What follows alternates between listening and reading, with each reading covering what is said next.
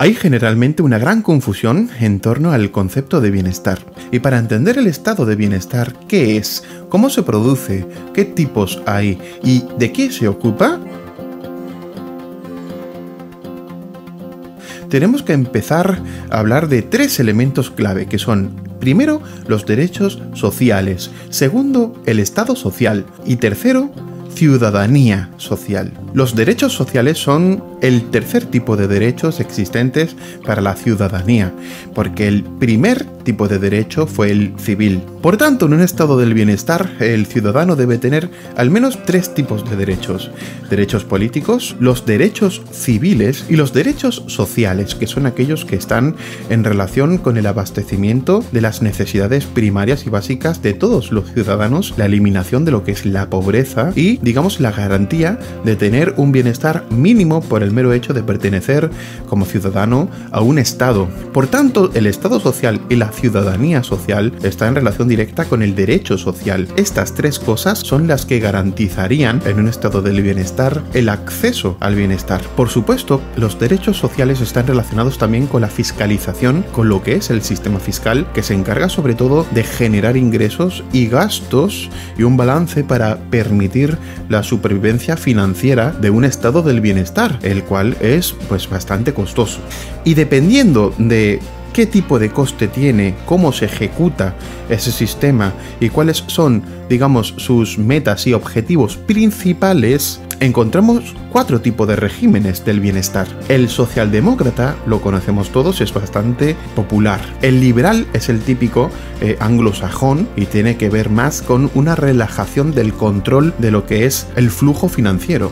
El continental es el típico de países como Alemania o Francia y son representativos de una Europa clásica. Y finalmente el Mediterráneo tiene que ver sobre todo con la zona sur de Europa y aquellos países que se han llamado PIGS, es decir, Portugal, Italia, Grecia y España, que tienen, digamos, peculiaridades culturales que se han llevado al campo del estado del bienestar, como por ejemplo una mayor presencia de la familia como núcleo político.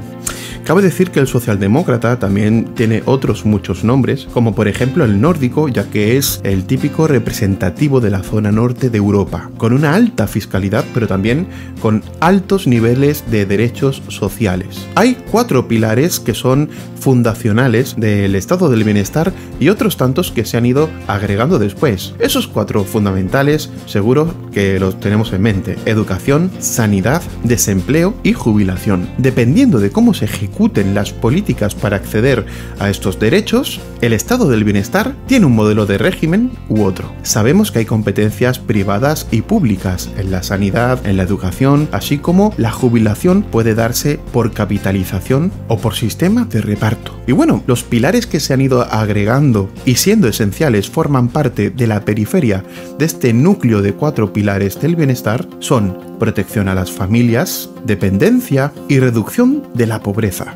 Y claro, en el vídeo de la democracia vimos que la democracia no solamente está basada en una representatividad del ciudadano por parte del político, también tiene que ver con valores sociales, valores fundacionales relacionadas con la calidad mínima que debería tener un sistema para ser democrático. Así que el estado del bienestar se ha ido cultivando en torno a la maduración de la calidad de los sistemas democráticos. Se puede decir que el estado del bienestar es el resultado lógico de la maduración de los estados o sistemas democráticos. Y en torno a esta cuestión, a esa maduración, a ese desarrollo histórico-cultural, hay que mencionar la dicotomía warfare-welfare. Warfare hace referencia sobre todo a un estado de tensión, a un estado de conflicto y a la paz como una ausencia de conflicto, pero no la paz como un estado perpetuo. Warfare tiene que ver sobre todo con esos modelos clásicos de estados que compiten a nivel internacional y transnacional por los recursos. Y podemos ver hoy en día, por ejemplo, Rusia, que mantiene todavía su política de warfare. Por otro lado, welfare es un espíritu que está relacionado con la generación de paz, no tanto por ausencia de conflicto,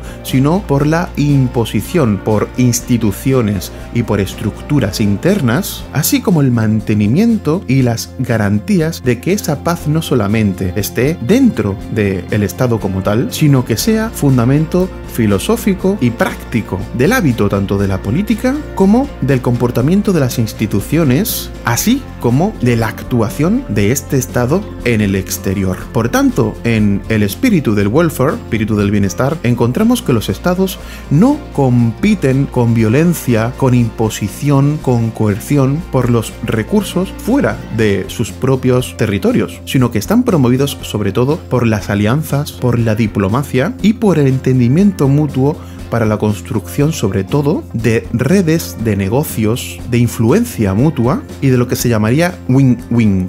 Relaciones en las que todas las partes ganan. Por supuesto, no todos los países hacen esto, y hay muchas incoherencias, incongruencias en torno al comportamiento de muchos estados que se supone que son estados del bienestar avanzados, que mantienen ciertas políticas exteriores que tienen aún que ver con el aprovechamiento de la pobreza de estados terceros. Pero eso no tiene que ver con el espíritu del welfare, sino con la mala práctica, la mala praxis, y con la perversión de ese espíritu en lo que es la actuación de los actores políticos internos de ese Estado. Porque hay que diferenciar lo que es el Estado como tal, el espíritu del Estado, las instituciones y de la Constitución, con lo que son los actores políticos y los aparatos ejecutivos de las competencias de ese Estado. Ningún país es perfecto, pero tenemos que seguir trabajando para encontrar una perfección en términos de welfare, es decir, en términos de garantías de valores democráticos y de actuaciones que sean éticamente no reprobables. Confío en que algún día llegaremos a ese nivel. Todavía no, estamos poco a poco, ya que la ciudadanía madura, así como los estados también maduran. Históricamente todavía la democracia es joven, al menos las nuevas democracias que existen después de la caída del muro de Berlín. Así que confío que con el tiempo nuestros sistemas democráticos con estados del bienestar se vayan forjando, madurando y encontrando su propio horizonte. Un horizonte que garantice al menos la libertad y el derecho a la búsqueda de la felicidad de los ciudadanos con paz social. ¿Estamos en ese camino?